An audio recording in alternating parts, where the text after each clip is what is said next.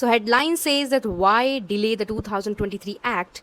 Women's reservations come full circle as government's U-turn fails in Lok Sabha. So it says that the issue of 33% reservation for women in Lok Sabha and state legislatures has come full circle in less than 3 years since the Constitution 106th Amendment Act 2023, also known as the Nari Shakti Vandan Adhiniyam, was passed by Parliament in September 2023.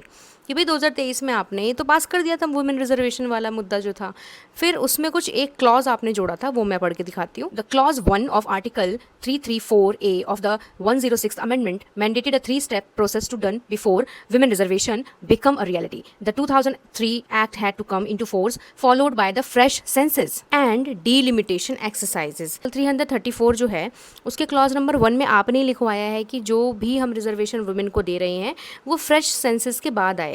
During 2023 debate, the opposition party had argued for an immediate operationalization of the act without waiting a census and delimitation. यानी कि बोल रहे हैं कि जब opposition ने उस समय बोला कि आप क्यों वेट कर रहे हो नया नया डिलिमिटेशन करने को और क्यों आपको करना है सब कुछ, आप अभी के अभी 2023 में ही विमेन रिजर्वेशन का जो मुद्दा है उसको आप लागू कर दीजिए. उस समय सरकार ने मना कर दिया, पता नहीं क्यों मना कर दिया. अब वो सरकार ने यू टर्न ले लिया, जैसे कि आप इस आर्टिकल में पढ़ सकते हैं. 2026 with only few days left for assembly election, the government tabled the constitution 131st Amendment Bill 2026. Through it, the center had come around to the opposition's viewpoint of 2023 to implement women's reservation immediately. और अब आप उसी जो opposition बोल रहा था 2023 में, अब आप वो बोल रहे हो आप, तो मतलब आप कहना क्या चाहते हो? आपने ही ये क्लॉज जोड़ा ना 334 1 क्लॉज, क्या कह रहा है उसका क्लॉज 1 कि भाई पहले फ्रेश सेंसस कराओ, उसके बाद डिलिमिटेशन कराओ, उसके बाद आप रिजर्वेशन को लागू कराओ.